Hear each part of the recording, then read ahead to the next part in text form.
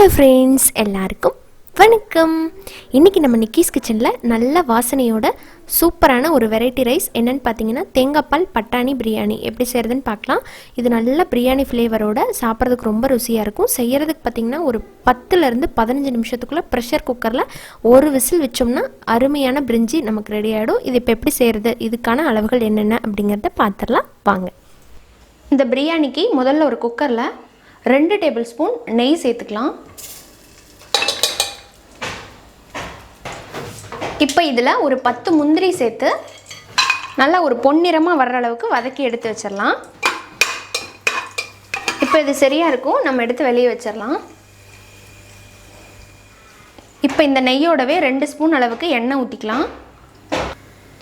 இப்போ இதோட 2 ஏலக்காய், 3 கிராம்பு, சின்ன துண்டு பட்டை, கொஞ்சமாக ஜாவித்ரி, ஒரு அனாசிப்பூ, கொஞ்சம் கல்பாசி, ஒரு பிரியாணி எல்லாம் எடுத்திருக்கேன்.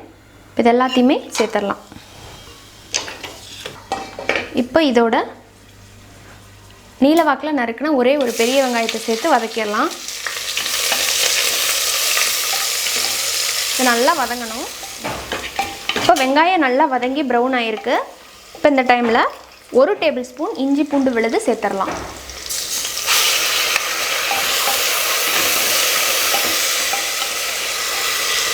அடுத்ததான் இதோட காரத்துக்கு தகுந்த மாதிரி பச்சை மிளகாய் சேர்த்துக்கலாம். நான் 4 மிளகாவை கீரி சேர்க்குறேன். நம்ம இதில் காரத்துக்கு மிளகாத்தூள் சேர்க்க போகிறதில்ல, ஸோ பச்சை மிளகா தான்.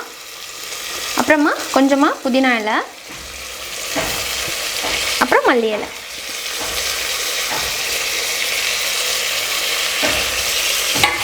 சேர்த்து நல்லா மிக்ஸ் பண்ணி விட்டுறலாம்.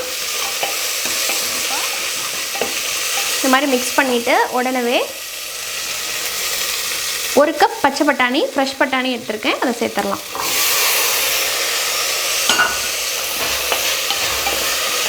சேர்த்து நல்லா மிக்ஸ் பண்ணிடலாம். அடுத்ததாக இதில் நம்ம அரிசி சேர்த்துடலாம். 1 கப் பாஸ்மதி ரைஸை 20 நிமிஷம் ஊற வச்சு எடுத்துருக்கேன்.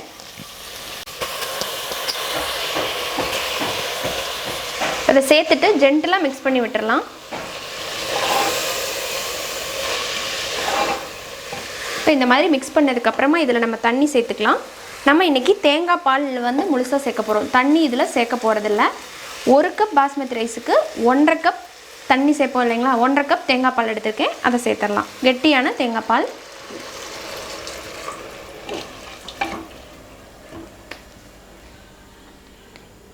தேவையான அளவுக்கு உப்பு.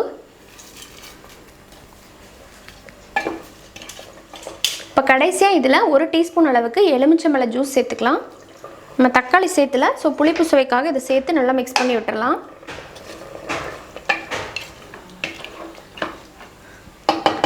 மிக்ஸ் பண்ணிவிட்டு இப்போ மூடி போட்டு மூடிடலாம். மூடிட்டு மீடியம் ஃப்ளேமில் ஒரு விசில் வச்சுட்டு பார்க்கலாம். இப்போ ப்ரெஷர் ரிலீஸ் ஆகிடுச்சு, பார்க்கலாம் ரைஸ் எப்படி வந்திருக்குன்னு.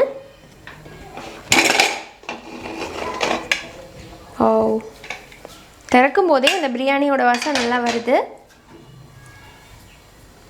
நல்லா வந்திருக்கு. இப்போ இதில் நம்ம நெய்யில் வறுத்த முந்திரி, சும்மா ஒரு டீஸ்பூன் அளவுக்கு நெய்,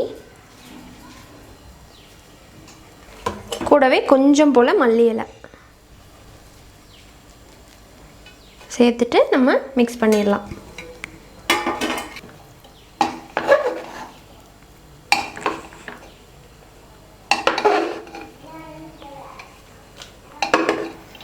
நம்ம ஃபுல்லாக திக்கான பால் ஊற்றிருக்கிறதுனால பார்த்திங்கன்னா இந்த மாதிரி க்ரீமியாக இருக்கும் ரைஸு.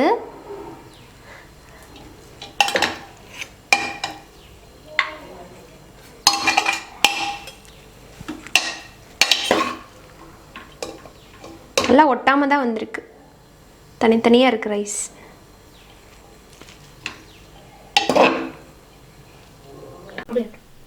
அவ்வளோதாங்க நம்மளோட சூப்பர் அண்ட் ஹெல்தியான தேங்காய் பால் பட்டாணி பிரியாணி இப்போ எவ்வளோ யம்மியாக ரெடி ஆகிடுச்சின்னு பாருங்கள். சாதம் நல்லா உதிரியாக வந்திருக்கு, ரொம்ப நல்ல சுவையாக இருக்குது. இதோடு வச்சு சாப்பிட்ற மாதிரி நான் இன்றைக்கி ஒரு காரசாரமான வறுவல் செஞ்சுருக்கேன், காலிஃப்ளவர் பெப்பர் ஃப்ரை. இதோட லிங்க் டிஸ்கிரிப்ஷனில் கொடுத்துருக்கேன், செக் பண்ணிக்கோங்க. இந்த வீடியோ ஆல்ரெடி போட்டாச்சு. நீங்களும் இதே மாதிரி தேங்காய் பால் பட்டாணி பிரியாணியை வீட்டில் செஞ்சு பாருங்கள். லஞ்சுக்கு ஒரு சூப்பரான காம்போவாக இருக்கும். ட்ரை பண்ணிவிட்டு உங்களோட ஃபீட்பேக் சொல்லுங்கள். இந்த வீடியோ உங்களுக்கு பிடிச்சிருந்ததுன்னா மறக்காமல் நம்ம சேனல் நிக்கீஸ் கிச்சனுக்கு சப்ஸ்கிரைப் பண்ணிவிட்டு கூட இருக்கிற பெல் சிம்பிளை அழுத்தி விட்டுருங்க. இன்னொரு இன்ட்ரெஸ்டான ரெசிபியோடு உங்களை வந்து சீக்கிரம் மீட் பண்ணுறேன். அது வரைக்கும் நன்றி, வணக்கம்.